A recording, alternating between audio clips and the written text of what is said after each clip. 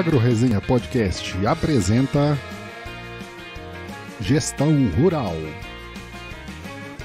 o podcast que facilita o entendimento sobre gestão de fazendas. Um oferecimento de Scadiagro, o software de gestão feito para o produtor rural.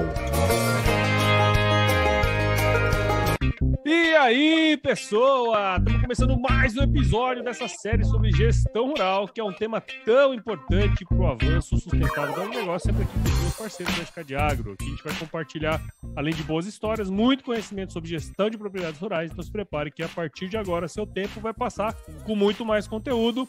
E dessa vez nós temos aqui uma convidada especial, que é a Joana Colucci. Ela é jornalista e pesquisadora lá nos departamentos de Economia e Comunicação Agrícola da Universidade de Illinois, lá nos Estados Unidos. A pesquisa que ela tem feito ultimamente é voltada para a influência da comunicação na adoção de tecnologias digitais na agricultura brasileira e também americana, obviamente. E atualmente ela é colaboradora da Farm Doc Daily, que é um grupo de extensão agrícola voltado ao mercado mundial de grãos e carnes. Por mais de 10 anos aí, ela cobriu diversos temas relacionados ao agro, como repórter no Jornal Zero Hora, o pessoal da Gauchada já vai saber, né? RBS TV, a revista Globo Rural também. Estão ligados. Nesse período aí, ela ganhou um monte de prêmio, mais de 20 prêmios jornalísticos nacionais e internacionais. Joana, muito obrigado por estar aqui com a gente e seja muito bem-vinda ao podcast de Gestão Rural. Muito obrigada pela oportunidade, Paulo, Gabriel, Jonas também. Para mim é um grande prazer poder falar com os ouvintes do AgroResenha Podcast, que eu sei que é muito ouvido no Brasil. Legal, muito bom, isso aí. Muito obrigado por você estar aqui com a gente. E aí, Jonas, Gabriel, como vocês estão?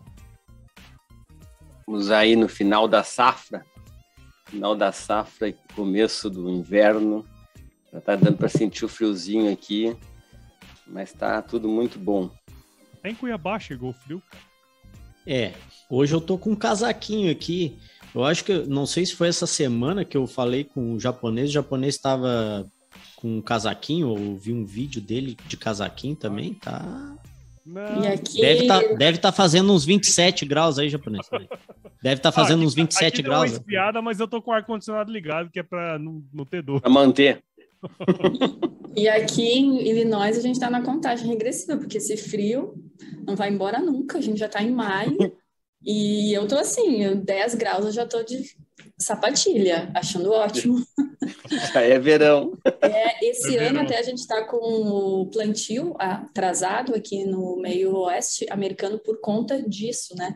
Tá chovendo muito nas últimas semanas e frio também. Mas agora acho que em maio, essa primeira semana e a segunda semana vai ficar mais com cara de primavera. Vamos ver. Como diz aqui, né? Vai firmar, né? Vai firmar. Assim seja. Amém.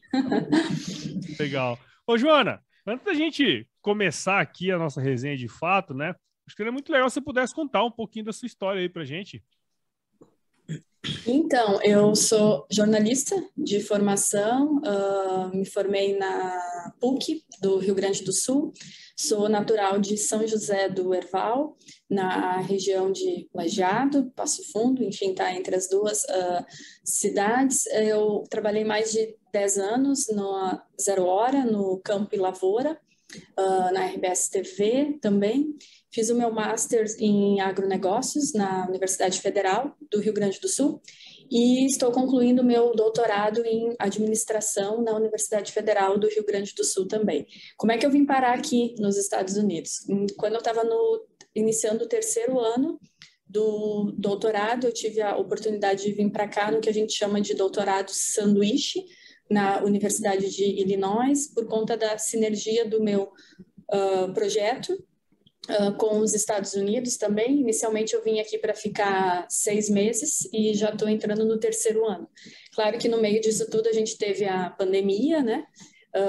Que acabou alongando o meu período aqui e depois disso eu acabei estou trabalhando no Departamento de Economia agrícola da universidade e no departamento de comunicação agrícola também. A gente tem aqui um foco muito forte na extensão agrícola, né? Nas universidades brasileiras a gente tem isso também, mas não é, eu diria que não é tão evidente como é aqui. Então, por exemplo, no FarmDoc, é um grupo de extensão agrícola, é um grupo de economistas do meio oeste americano, que basicamente eles fornecem informações de mercado em relação a custo de produção, a arrendamento de terra, seguro, agrícola, enfim, para a tomada de decisão do produtor. Basicamente, produtor de soja e milho.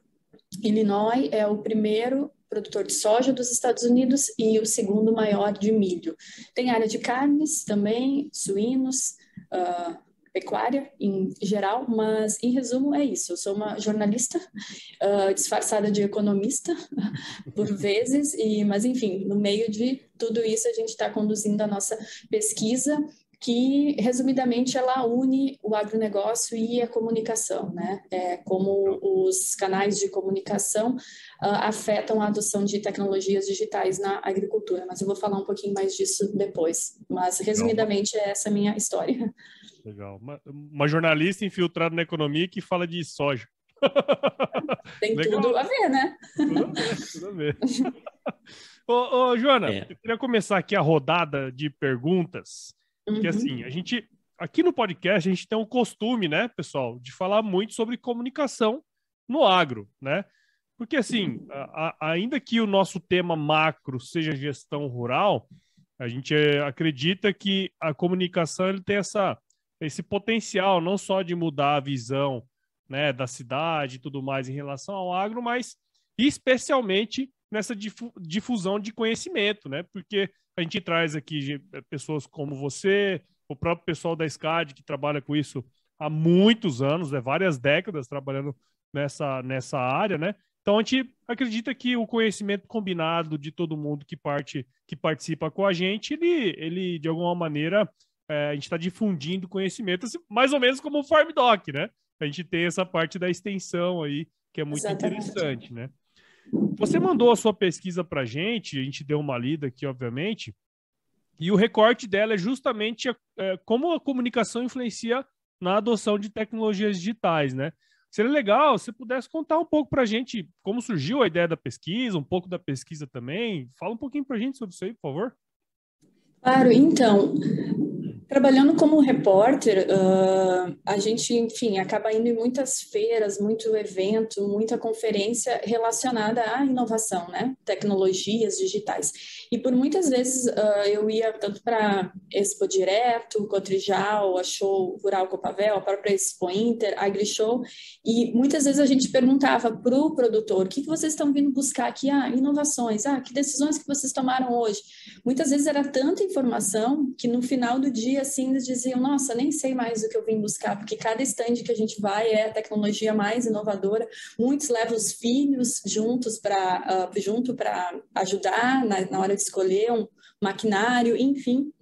E também, ao mesmo tempo, a gente ouvia muitos desafios, assim, em relação à adoção de tecnologia, quando a gente estava falando de um lançamento de produto, como, por exemplo, eu vou investir nisso, mas a minha propriedade não tem internet confiável, eu não tenho internet no campo, ou a gente não tem conhecimento específico para adotar uma tecnologia. Obviamente, estou falando isso muito no geral, né? Produtores de diversos perfis, não necessariamente produtor de soja. A gente sabe que varia muito a questão da adoção conforme a atividade, conforme o tamanho, conforme a capacidade de investimento que o produtor tem. Mas essas frases a gente ouvia de forma recorrente, assim, esse custo é muito alto, a gente está no meio de muitas soluções, não sabe qual é melhor, o retorno muitas vezes não é garantido. Então, por vezes eu pensei, nossa, o produtor ele recebe uma enxurrada de informações, seja por meio de jornal, de revista, de extensionistas, de marketing de empresas, mas afinal de contas, qual informação que provoca uma influência na tomada de decisão dele? Que tipo de informação que ele recebe que realmente provoca algum impacto na decisão de adotar uma tecnologia ou não? E aí, então, surgiu a ideia de fazer essa pesquisa, tentando mensurar, tentando medir, dimensionar quais são os canais de comunicação que são mais eficientes na tomada de decisão na hora de adotar uma tecnologia. Obviamente, a gente não podia medir todos os produtores, todas as culturas, que a gente sabe que varia muito, então a gente acabou escolhendo a produção de soja, produtores de soja, pela relevância que o Brasil tem na soja, pela relevância que os Estados Unidos têm na soja também. Obviamente, a gente não podia ouvir o Brasil inteiro. Então, a gente teve que escolher os 5 estados com a maior área cultivada. Então, a gente acabou focando no Mato Grosso, Paraná, Rio Grande do Sul, Goiás e Mato Grosso do Sul. Isso no Brasil. Aqui nos Estados Unidos, a gente fez o mesmo, com a mesma survey, o mesmo questionário, e nos 9 maiores estados produtores. Por que 5 no Brasil e por que 9 aqui? 5 no Brasil representam 75% da produção de soja. Então, para a gente ter esse mesmo percentual aqui nos Estados Unidos, a gente teve que buscar, enfim, pesquisar 9 estados para ter essa mesma representatividade. Mas, em resumo, a ideia veio dessas, entre aspas, reclamações ou desses comentários que a gente ouvia de forma recorrente e que aí eu pensei, nossa, como que a comunicação, qual é o papel da comunicação nesse processo? De que maneira que a comunicação pode ser mais eficiente para ter algum tipo de relevância na tomada de decisão do produtor na hora de escolher uma tecnologia? Sim. É engraçado esse ponto, né? Porque você falando aí, eu comecei a pensar nas vezes que eu vou nas feiras, e é um pouco disso, né? Até eu recebo essa pergunta, o que você viu aí de interessante? Eu falei, cara, não sei. Eu vi... É tanta informação, e hoje é muito fácil de disseminar a informação, né? O produtor, ele recebe informações de diversos canais de comunicação, seja por WhatsApp, pelo e-mail, por panfleto, por... enfim, palestra. Então os canais e a instantaneidade da informação ela é cada vez mais forte. Então isso faz também com que tenha essa ideia, meu Deus, quanta informação. E também às vezes o cara, por exemplo, o produtor e os filhos e tal, ele não tem uma disponibilidade grande para ir nessas feiras e ele vai um dia lá. E aí a gente sabe bem como é que é, né? Imagina, tu ir um dia na Expo Direto, tu ir um dia na AgriShow, tu ir um dia naquela de Luiz Eduardo Magalhães lá, Bahia Farm Show. Uhum. São feiras gigantes, né? E aí num dia tu não consegue mesmo visitar com calma estandes que tu quer buscar soluções. E aí tu tem que acelerar e aí causa mais ainda esse problema de ter uma enxurrada de informação num pequeno espaço de tempo, né? Exatamente.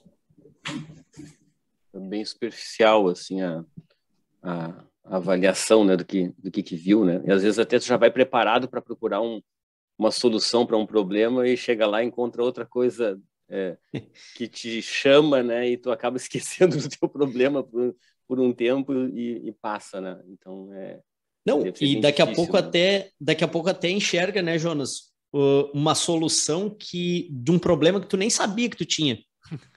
E aí piora mais ainda, né, a situação, né? As necessidades são criadas, né? Exatamente. Sim. Mas aí perde um pouco, né, dessa objetividade da motivação e do que tu tá procurando. É bem complicado tomar decisão assim mesmo. A gente costuma dizer que a busca por inovação, pelo menos na maioria dos casos, ela é incentivada por uma necessidade ou por um desejo, seja ele de reduzir o custo de produção, de aumentar a produtividade, de otimizar algum processo ou de reduzir a força de trabalho. Enfim, ela nasce, na maioria dos casos, a busca por uma inovação de uma necessidade, né? Ou de um desejo que o produtor tem. A partir disso, que a gente chama que é o fluxo da informação, a partir disso ele vai buscar no mercado as soluções que são ofertadas, né? Então, nesse gancho aí, Joana, na tua pesquisa ali, tu mostra um fluxo de disseminação de informação sobre tecnologias digitais, né? Acho interessante, assim, se tu pudesse explicar para nós o que tu considera como tecnologia digital na pesquisa E quais são os principais canais de comunicação utilizados pelos agricultores que vocês conseguiram apurar nesse trabalho? É interessante que esse questionamento foi um dos primeiros questionamentos que eu recebi na minha banca de defesa, ainda quando a gente defende o projeto, não a defesa da tese em si, né? O que a gente vai considerar como tecnologia digital? E aí a gente voltou lá no conceito da agricultura de precisão, né? Então, desde o uso de piloto automático, mapeamento de produtividade, todas essas tecnologias que começaram junto lá no início da agricultura de precisão, isso tudo a gente passou a ser considerado na nossa pesquisa como tecnologias digitais, né? Porque elas geram dados. Então, a gente considera, na nossa pesquisa, a gente incluiu piloto automático, mapeamento de produtividade, satélite e drones, sistemas de telemetria, uso de sensores, mapeamento de produtividade, eu já falei, eu acho, sistema de pulverização localizada e mapeamento de condutividade elétrica do solo. Obviamente, a gente não tirou isso da nossa cabeça, a gente buscou surveys de agricultura de precisão e mapeou quais são as tecnologias de agricultura de precisão e digitais que são mais usadas pelos produtores hoje, tanto no Brasil quanto nos Estados Unidos, né? Quando a gente fala nos principais canais de comunicação, as pessoas, mas o que é um canal de comunicação? Daqui a pouco eu penso que é um canal, enfim, canal 12, canal 10. A gente divide em mídia de massa. O que são as mídias de massa? São jornais, revistas, televisão, rádio, website, blog, são mídias de massa, né, que disseminam a informação de forma coletiva. O segundo grupo que a gente considera é mídia social, né? WhatsApp, Facebook, Instagram, LinkedIn, Twitter.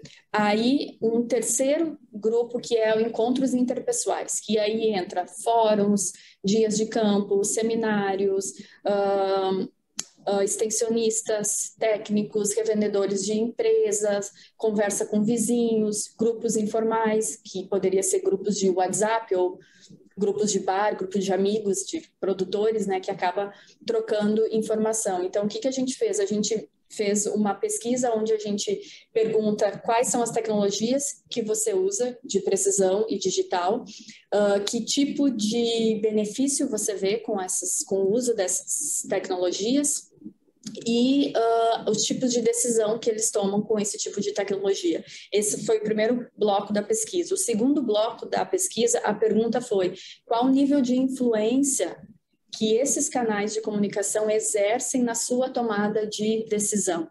Então, a gente não mediu necessariamente quais são os mais usados, porque isso a gente tem outras pesquisas que mostram isso. O que a gente faz é justamente tentar mensurar quais são os canais de comunicação que são mais relevantes para determinada tecnologia, para determinada decisão ou para algum tipo de benefício que o produtor perceba.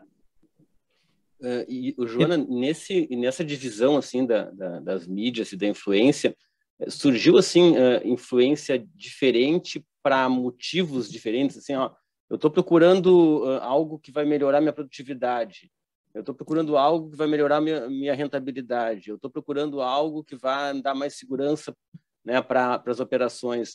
Tem uma diferença assim de mídia para cada assunto ou foi Sim. Tudo meio...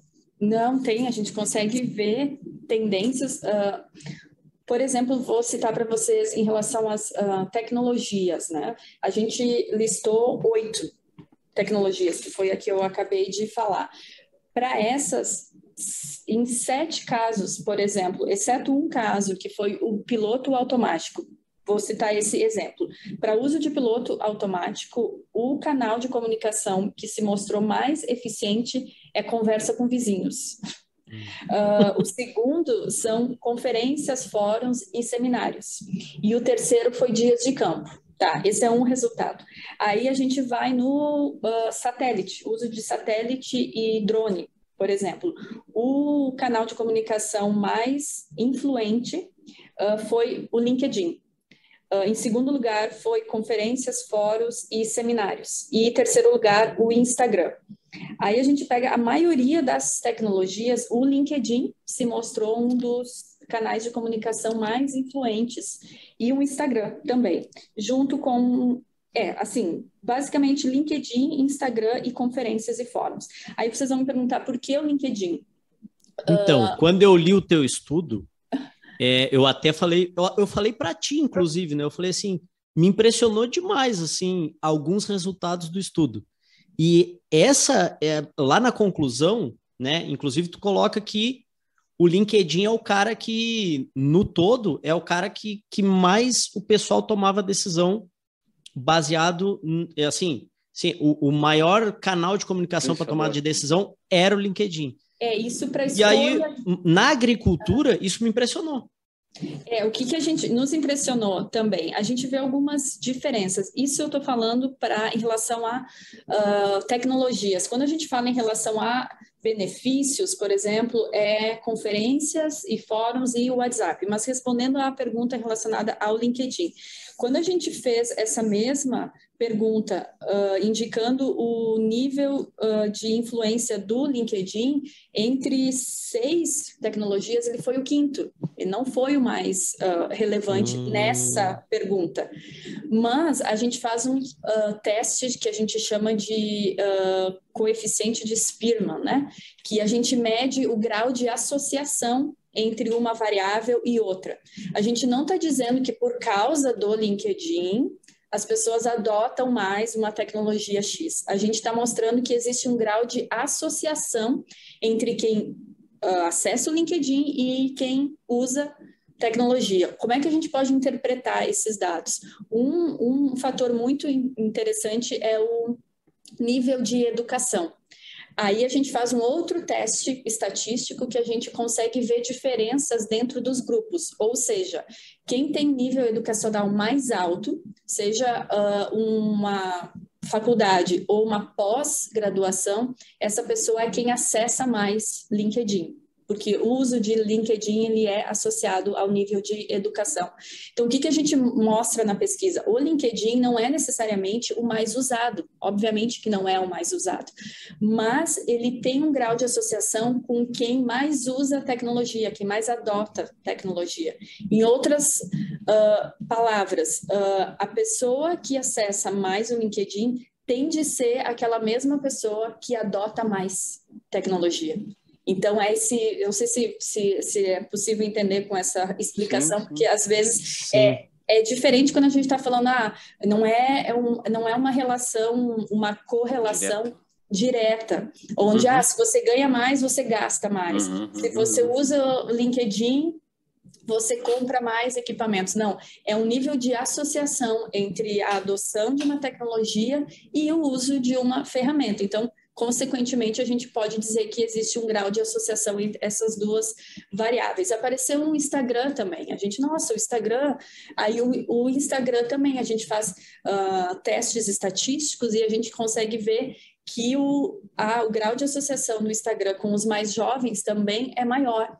Ou seja, as pessoas mais jovens tendem a acessar mais o Instagram e também tendem a ser aquelas que buscam por mais tecnologia. Assim, a gente falando, quem conhece as propriedades, muitas vezes parece um pouco óbvio até, não, mas é claro, mas os números mostram exatamente isso, essa questão comportamental.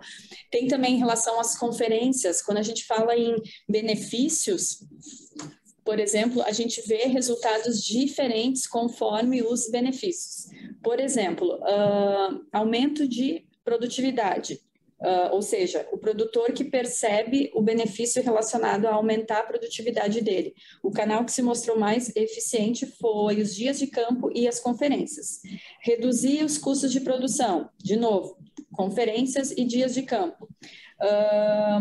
A questão de eficiências do trabalho, de novo, conferência e dias de campo.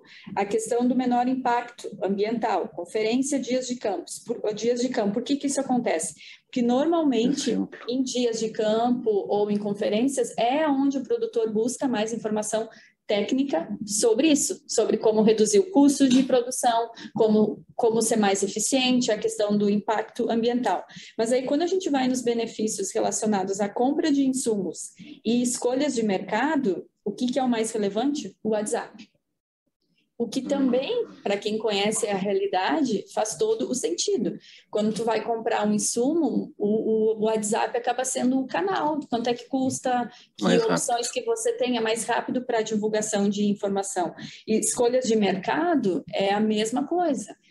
Quem é extensionista ou quem é revendedor sabe o quanto o WhatsApp facilitou a vida, né?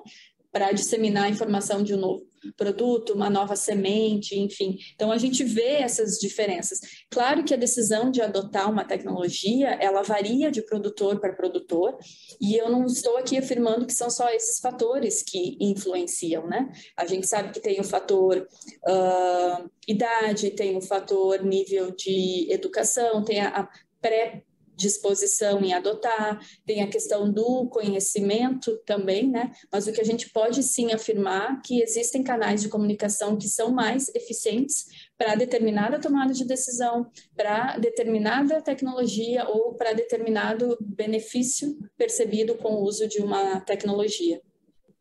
E quando a gente está falando assim, de diferença entre Brasil e Estados Unidos, né? Porque aí vocês conseguiram pegar essa situação, assim, né? Continua sendo, tá batendo assim com o geral, assim, as duas situações, ou estão...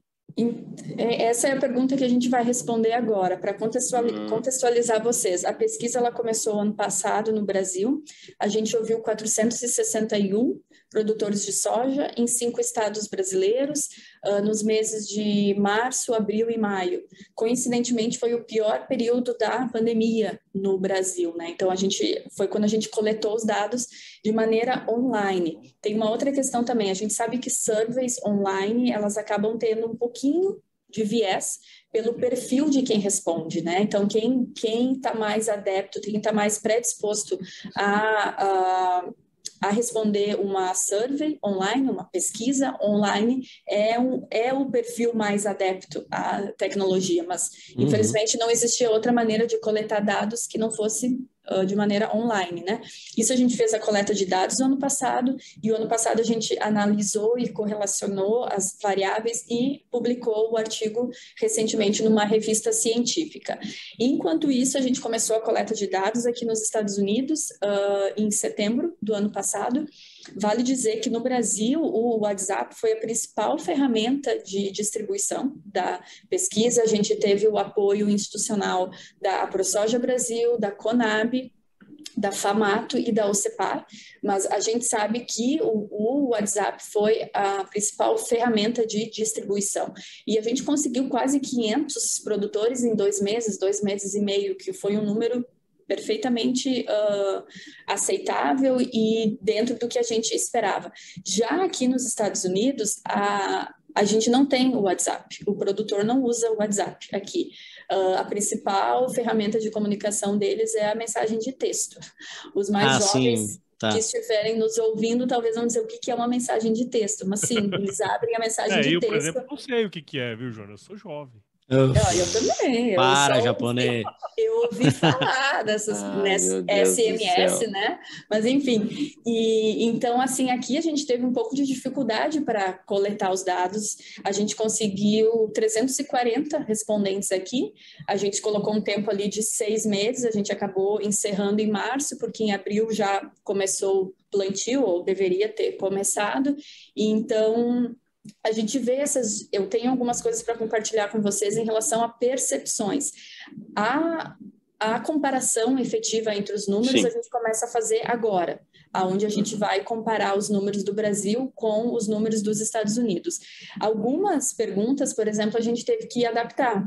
No Brasil, o Twitter não entrou no nosso questionário, porque a gente usou como base uma pesquisa da Associação Brasileira de Marketing do Agronegócio, que eles levantam quais são os canais de comunicação mais usados pelo produtor. E o Twitter não está lá entre os 6, né? Então, a gente acabou colocando 6. primeiros. E aqui nos Estados Unidos a gente não perguntou o WhatsApp, porque também a gente foi buscar um relatório aqui de uso de mídia social e o WhatsApp não aparece como o mais relevante. O mais relevante aqui, por exemplo, tem o Twitter, YouTube, a nossa pesquisa a gente põe até o Snapchat, que, enfim, no Brasil também não é muito usado. Então, a gente tem essas diferenças, assim, entre as mídias sociais mais relevantes. Outras percepções e diferenças que a gente já vê ali nos dados é em relação à idade de quem respondeu à pesquisa, né? No Brasil, 39% dos respondentes, eles estão na faixa etária entre 25 e 40 anos. Eu não quero falar o número dos Estados Unidos, que pode me falhar a memória, mas a maioria, eu acho que mais de 40% de quem respondeu a pesquisa aqui, a faixa etária é entre 56 e 70 anos. Então, a gente vai, obviamente, ver essas diferenças entre mídia social usada. Um dado que a gente olhou hoje de manhã, inclusive, é em relação ao jornal, né? O jornal não se mostrou tão relevante no Brasil. Aqui ele se mostra mais relevante no Brasil. Provavelmente pela questão de idade, né?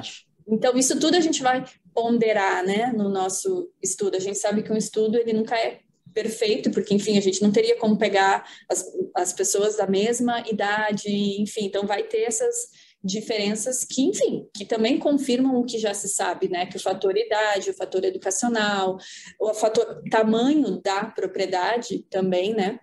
A gente ouviu proprietários em Mato Grosso, né, que o perfil é muito diferente do produtor do meio oeste aqui, né. Eu estou aqui na região do Corn Belt, que é a região do cinturão de grãos, né, cinturão de milho. A maioria das propriedades aqui é propriedade familiar, né.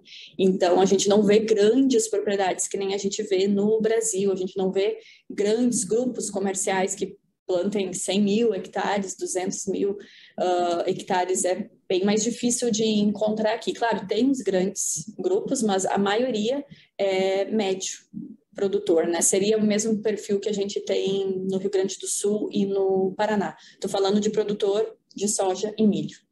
Uhum. Ainda sobre... Pode falar aí, Gabriel. Não, ainda sobre o LinkedIn ali, é que me impressionou muito essa informação, esse dado. E aí eu parei para pensar. Aqui no Brasil, no caso do LinkedIn, tem um detalhe, e tu falou aí sobre a escolaridade, né? Quando a gente fez o Safra de Sucesso em 2020, um evento que a gente fez online em parceria com outras duas empresas, eu convidei três palestrantes, não eram da minha rede de relacionamento. E eu fui convidar essas pessoas na rede social, né? E aí a rede social, LinkedIn, obviamente. Por quê? Porque lá o cara daqui a pouco vai olhar a mensagem até, né? E não sei se nas outras vai olhar, começa por aí. Mas aí levantou um fato interessante, que não sei se isso entrou na pesquisa de vocês. Mas o que acontece? Por exemplo, vou dar o exemplo do Paulo Arbex. O Paulo Arbex é um dos maiores especialistas em plantabilidade aqui no Brasil, né? E eu encontrei ele no LinkedIn. Eu recebi informação, assim, que, na verdade, eu procurei no Google lá, referência em plantabilidade, apareceu o Paulo Arbex. Procurei ele no LinkedIn. Sigo ele, né, e tal. E ele é extremamente ativo no LinkedIn e no Instagram. Muito ativo, né? Outros dois palestrantes, aí ele não tinha agenda e tal, e ele me recomendou o Giancarlo Rocco, que também é um cara fantástico, foi o cara que fez o painel lá com a gente, que também encontrei ele no LinkedIn. Na verdade, ele era amigo até do japonês, fez Exalc lá com o japonês, e enfim, aí já estava tudo em casa. Mas o que eu percebo também, Joana? Por exemplo, assim, o produtor, mesmo que ele não tenha o LinkedIn como referência, e ele não tenha respondido o LinkedIn como referência, às vezes ele tem o LinkedIn como referência e nem sabe. Por quê? Porque o cara, quando ele vai... Não, isso, porque... assim, a Joana falando, foi o que deu até para entender, né? É porque o que acontece? O cara, ele vai adotar uma nova tecnologia. Aí, o técnico dele lá, sei lá do que, é o Jonas. Aí ele fala com o Jonas sobre aquilo. Ô, Jonas, é sobre piloto automático, sei lá, não sei o quê. Aí o Jonas é o cara que acessa o LinkedIn. Esse cara, esse técnico que tu fala que estuda mais, não sei o que e tal, ele busca muito conhecimento no LinkedIn e essa galera tá muito ativa no LinkedIn. E o cara acaba passando a informação para ele do que ele vê lá. Por quê? Porque no LinkedIn as pessoas se relacionam mais com pessoas, né? Não tem muito aquele negócio de seguir empresa e tal. Tu enxerga muito no LinkedIn o que as pessoas estão falando. E aí isso passa mais credibilidade, porque não é a própria empresa falando sobre o produto dela, são pessoas falando sobre o produto dela. Então, eu acho que é isso que também dá uma... confio mais quando busco no LinkedIn. Me parece que está muito ligado a isso, assim.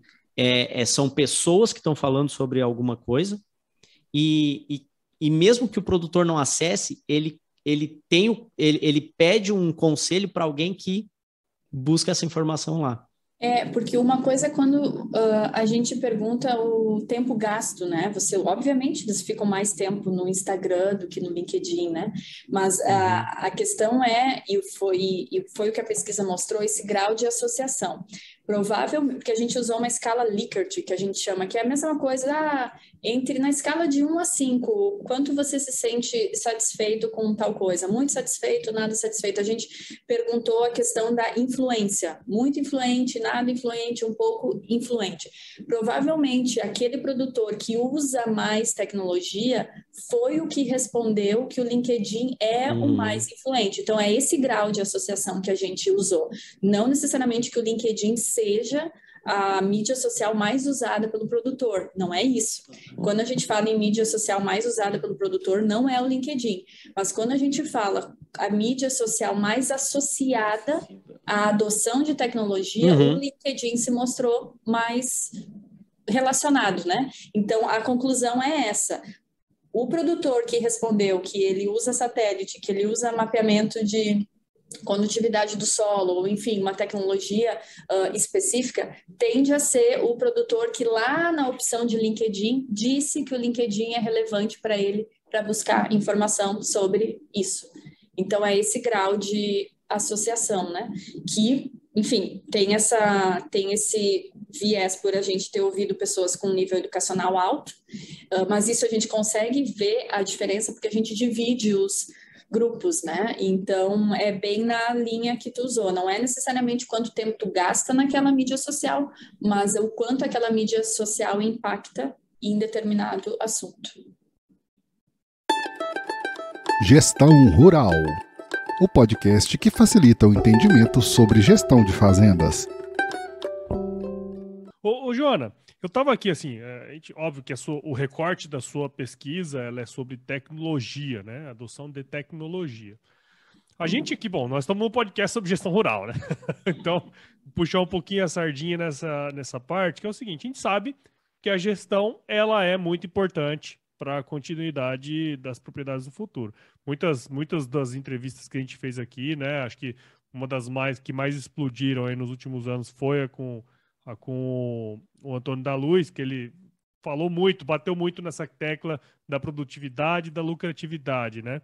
E a gente sabe que as ferramentas para fazer isso já são conhecidas, né? Se você pegar a DRE aí, o negócio já é milenar, né? Esse é um negócio que já está estabelecido, né? É uma tecnologia estabelecida. Inclusive, acho que no seu artigo lá você mostra muito isso. As tecnologias que estão estabelecidas têm um potencial maior de serem adotadas, né?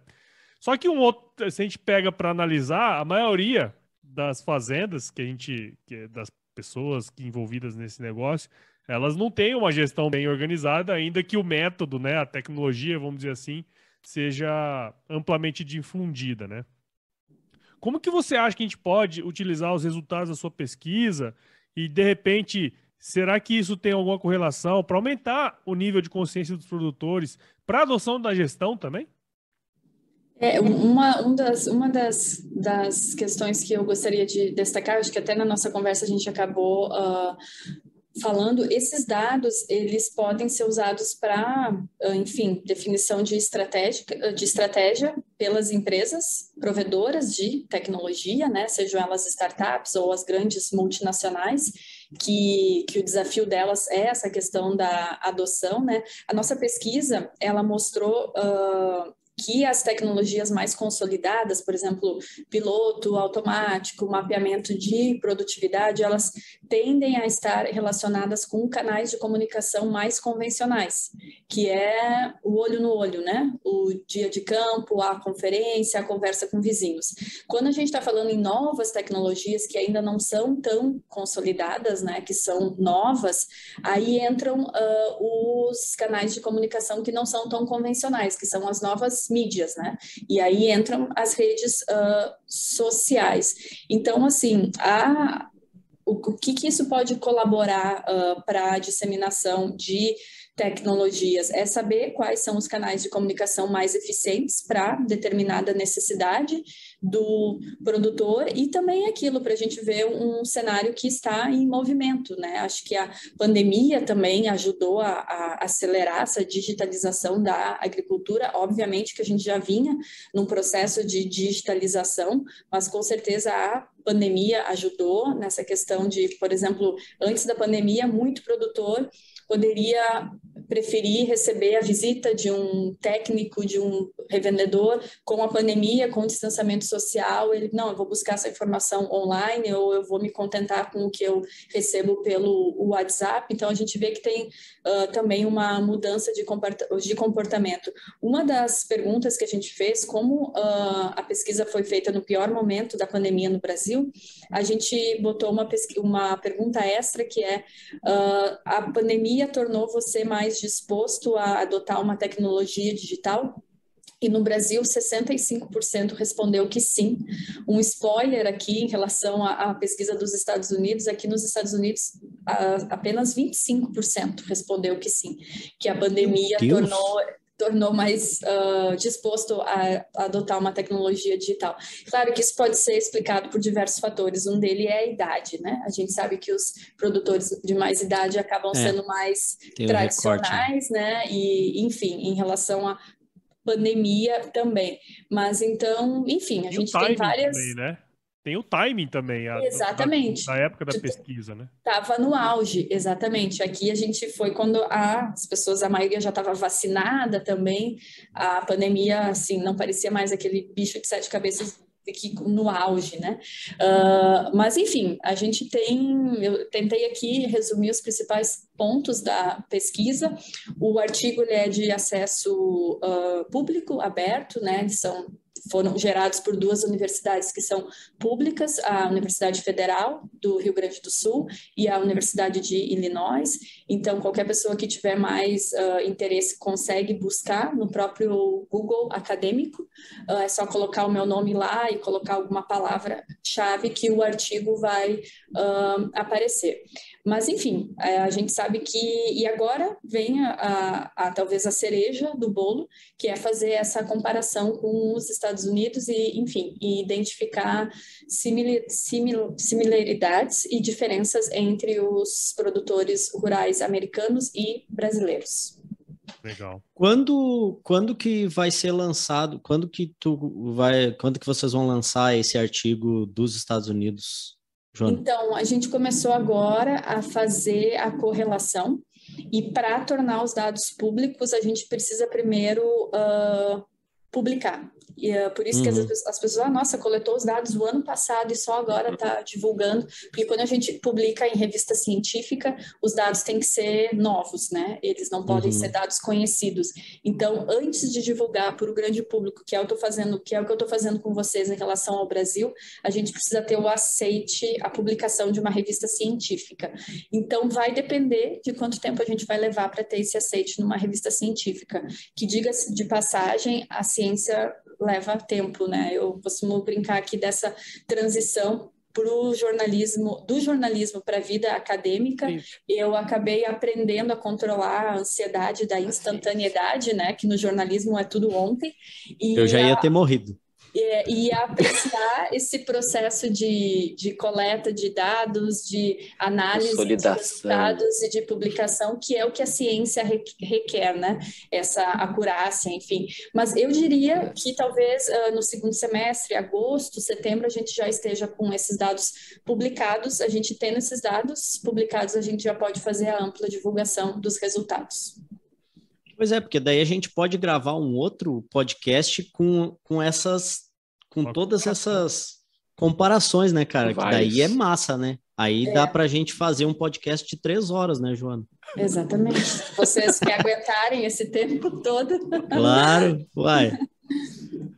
Não, mas ó, um ponto aí que eu acho bem interessante, que eu fiquei refletindo muito sobre isso, sabe, Joana? Na hora que eu li o seu artigo, assim, cara, olha só, a gestão, né, as técnicas de gestão, como fazer, tudo isso tá muito difundido já, né, assim, não é um bicho de 7 cabeças, não é um grande segredo, né, e, pô, eu acho muito que as mídias sociais, assim, os canais de comunicação, na verdade, como um todo, né, elas têm o potencial de fazer isso, e o podcast que nós estamos fazendo aqui hoje é um pouco disso, né, cara? Eu acho que você tinha que incluir o podcast aí, hein, Joana? Exatamente. É verdade. É verdade.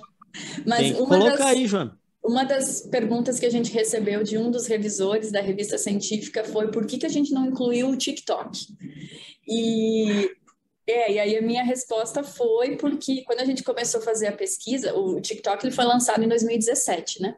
E ele só ganhou, assim, notoriedade, na verdade, em 2019, né?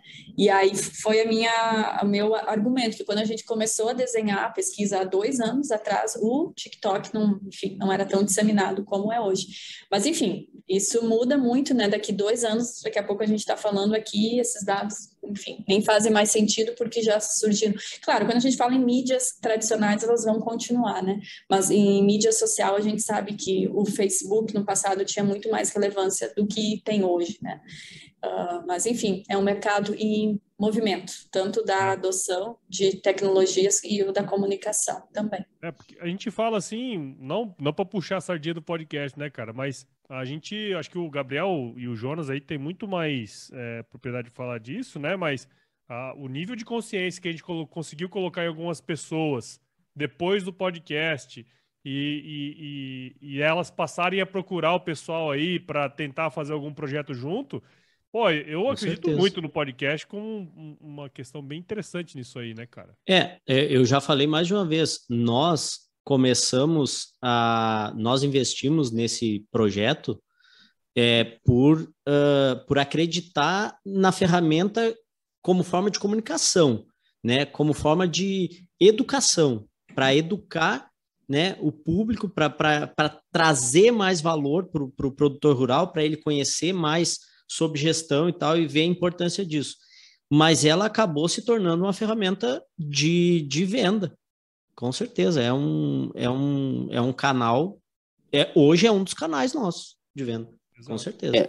Não é só uma questão de venda mesmo, como tu falou, assim, de educação e que, consequentemente, acaba levando a venda de várias tecnologias, como a adoção de tecnologia da questão, né? Porque a gente está falando de que um monte de coisas, né, relacionadas a isso, e no fim aumenta o nível de consciência do cara lá que está ouvindo e ele quer adotar aquilo ali porque sabe. Aí vai procurar o detalhe. Prosperar, né, cara? Exatamente. Eu acho que é muito da sua pesquisa também, né, Joana? O cara vê que aquilo usa os meios de comunicação. E aí ele acha que aquilo ali vai ser interessante para perpetuar o negócio dele, né? Daí ele vai investir naquele... Essa relação até que levantou aí da influência do LinkedIn ali, eu acho que ele tem bem disso também, né? A questão de conteúdo no LinkedIn, como o conteúdo acaba sendo tratado e da influência que acaba tendo nas pessoas, não de forma direta, assim, ó, eu vi aquilo ali, eu vou lá comprar. Mas não, eu estou escutando falar muito sobre isso, eu tenho visto várias pessoas ter opinião, e cada uma está usando de uma maneira e tal, eu vou ter que entender como é que funciona isso pode me ajudar. Acho que a gente, assim, podcast em geral tem muito disso também, né? Para quem é consumidor de podcast, não consome só o Agro Resenha, não consome só o Gestão Rural, ele está circulando em vários, sabe, com várias opiniões e vários modos de pensar, isso ajuda muito, assim, na hora de decidir, né? Então tem uma influência legal, assim. E ele desempenha um papel também muito parecido que o rádio, né? A gente, quando surgiram as novas mídias, se falou, nossa, o rádio vai acabar agora, né? Com os sites, enfim. E o rádio não, se mostrou, continuou forte, enfim, até mais relevante do que outras, né? Mídias tradicionais. Por essa questão de poder estar ouvindo no carro, ouvindo no teu celular, em qualquer lugar que tu esteja colhendo, plantando, enfim, é algo que você consegue fazer junto com outras atividades e que flui naturalmente, né? E virou podcast também, né? Rádio virou podcast também. Exatamente. Porque hoje tu tem lá, da RBS mesmo, onde tu trabalhou, o Pretinho Básico tem no horário dele, tem podcast. O Sala de Redação, né? Tô falando assim dos principais programas, né? Todos eles são podcast. Tu pode escutar a hora que tu quiser, não é só no horário, né? Exatamente. E isso acaba pegando esses dois públicos que a gente estava falando, né? A gente fala do agricultor americano mais tradicional, com uma faixa etária maior, fala do brasileiro com a entrada de gente mais nova, sucessores e tal, e essa mídia ela vai conseguir atingir os dois lados, né? Aquele cara que está dentro do trator e às vezes não consegue sintonizar uma rádio lá, né? E está escutando um podcast, e mesmo sendo mais velho, ele consegue fazer isso, ele é uma coisa que ele está acostumado a fazer, escutar, né, a informação daquele jeito. O mais novo, que já escuta podcasts de outros assuntos também e tal, e traz isso para o seu dia a dia. Então, olha, acho que também ter mais um insight da nossa conversa. Não. Ficam recomendações para futuras pesquisas. TikTok, podcast, mais algum. Muito bom. Bom, Joana, muito obrigado aí, viu, pelo seu tempo. Acho que parabéns pela pesquisa, né, cara? Eu, sinceramente, eu li a pesquisa e vou dizer para você que muitas das coisas que eu tô fazendo na minha empresa aqui no Agro Resenha eu vou utilizar, sabe? Porque eu acredito muito que as mídias sociais, né, os veículos, a comunicação como um todo, ele tem esse potencial, né? E gera valor pro agricultor, para as empresas e tudo mais, né? Então, queria agradecer aí o seu tempo e parabéns aí pelo seu trabalho, viu? Eu que agradeço a oportunidade. Para nós, pesquisadores, é muito importante a gente ter esse espaço, porque de uma maneira geral a sociedade muitas vezes não sabe, ou não, falando de uma maneira geral, não sabe o que um pesquisador faz, ou muitas vezes não reconhece, né, o valor da ciência e da pesquisa, e só quem está inserido sabe o quanto isso demanda comprometimento, esforço, conhecimento. Então, essa oportunidade para a gente poder divulgar os resultados depois de... Eu estou te falando aqui de uma pesquisa que começou há 2 anos, né? Então, a gente esperou 2 anos para ver os resultados dela. Então, ter espaço para divulgar é muito importante para a gente, porque a pesquisa ela é motivada por necessidades da vida real, né? Então, a gente está conectado aqui com o que está acontecendo no mundo real. Então, é importante que esses resultados provoquem algum tipo de efeito, seja para tomada de decisão, para estratégias, enfim, que seja útil para a sociedade como um todo. Sabe, Joana, assim, isso eu acho que é uma coisa que me chamou bem atenção, muito atenção, esse link, mesmo com a tua reclamação aí do tempo, né? Mas esse link tão importante que aconteceu aí entre a realidade e a pesquisa acadêmica, né? A gente sabe que às vezes tem esse delay de tempo aí, acaba estragando muito o resultado, né? Mas eu acho que a tua escolha foi muito boa, né? Até para vencer esse tempo, porque é um assunto que é bem novo, que é pouco explorado nesse jeito que está sendo explorado aí. A gente tem muito pouco conhecimento a respeito disso, de como que é a influência nos produtores. Então, sim, foi um baita link. A gente vê muitos trabalhos aí, muitos doutorados que acabam não entregando, sabe, uma coisa relevante diretamente para o público, né?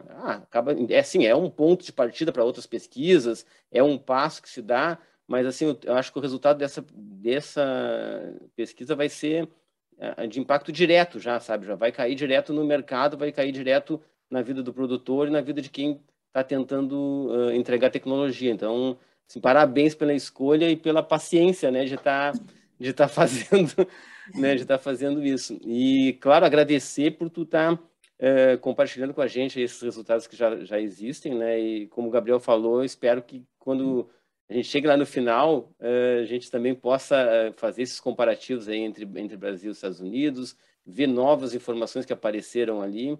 Assim, é muito rico assim, o resultado, e é importante não só para o produtor e para quem está vendendo, é importante para o país, né? Assim, isso tem um impacto, escutando tu falar aí, isso tem um impacto na visão de agronegócio para o Brasil, é muito importante, né? Até essas diferenças aí de perfil etário, de adoção de tecnologia, acho que só vão reforçando o quanto que o agro é importante para nós aqui no Brasil e o quanto a gente tem condições de avançar ainda mais e ser mais relevante para o mundo, né? Pelo nosso perfil até de decisão, de como que as decisões são tomadas, quem está tomando decisões, sabe? Vai ser muita coisa vai acontecer, eu acho, a partir desse resultado. Mas muito obrigado por estar compartilhando com a gente disso aí.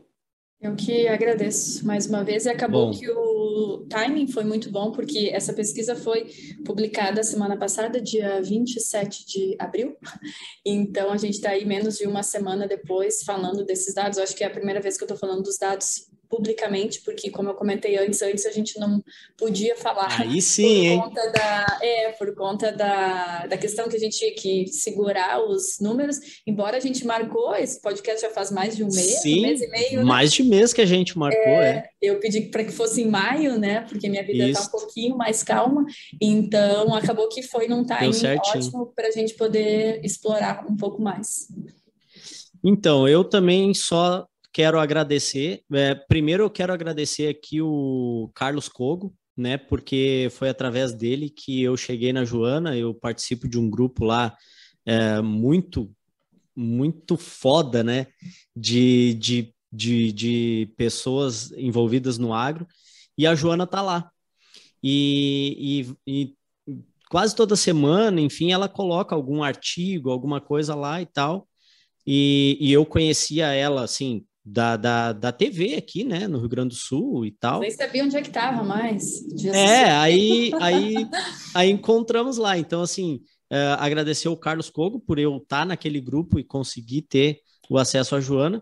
E agradecer a ti, né, Joana, porque quando eu entrei em contato contigo, tu nem perguntou muito o que era, assim, não, vamos lá, com certeza, se é para falar, né, posso falar da pesquisa e tal.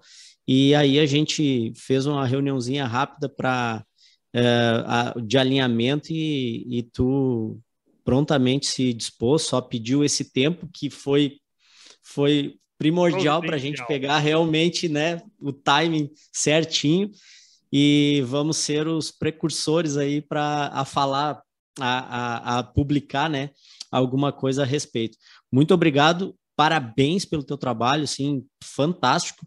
E eu queria te perguntar o seguinte, eu peguei, né, o link do artigo e eu não compartilhei. Por quê? Porque eu não sabia se podia, mas já pode. Então, aquele link do artigo, podemos compartilhar à vontade. São públicos, quanto mais acesso tiver, mais relevância vai então, estar aí no episódio. Então te prepara. Te prepara, vamos derrubar o servidor lá hoje. Hoje já. Viralizar. Eu nem me dei conta, mas eu já compartilhei. Não, então, cara, eu até compartilhei com poucas pessoas, assim, e pedi, olha, nem divulgue isso aí e tal, porque eu não sei se pode compartilhar. É público, porque é muito bom, o estudo é fantástico, então a gente vai divulgar aí, com certeza, nas redes sociais nossas aí, né, e vamos deixar na descrição do episódio ali, vamos deixar isso aí. É importante. Muito obrigado, Joana. Vamos desbancar a Anitta. Vamos. Partiu. Eu acho que tinha Ô, japonês. Pergunta, viu, Joana? Acho que cara, pesquisa aí, ela tinha que meter na pesquisa essa aí, hein? Eu acho que Joana. Ela tem uma visão americana do negócio também. Acho presta atenção nessa dica, ela vale ouro. É uma dica valiosa. É o seguinte, você fala para você assim, e aí, se chover, precisa molhar a horta?